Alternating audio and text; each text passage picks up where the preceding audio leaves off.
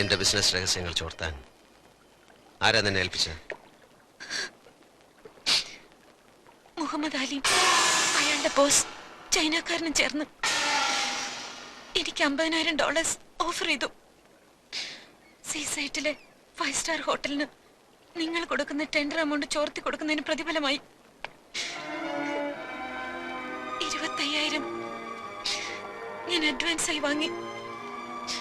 നിങ്ങൾ കൊടുക്കാൻ പോകുന്ന ടെൻഡർ എമൗണ്ട് എത്രയാണെന്നും ഞാൻ അറിഞ്ഞു. പക്ഷെ നിങ്ങളെ എനിക്ക് ഒറ്റ കൊടുക്കാൻ കഴിഞ്ഞില്ല. ഒറ്റ കൊടുക്കാമെന്ന നീ എന്തിനെ വെറുതെ മോഹിപ്പിച്ചു? വെളുപ്പാങ്കാലത്ത് കണക്ക് പറഞ്ഞ് കാശ് വാങ്ങിക്കുന്ന ആർത്തി പിടിച്ച വേശ്യായിട്ട് നിനക്കെന്നെ ചതിക്കാമായിരുന്നില്ലേ?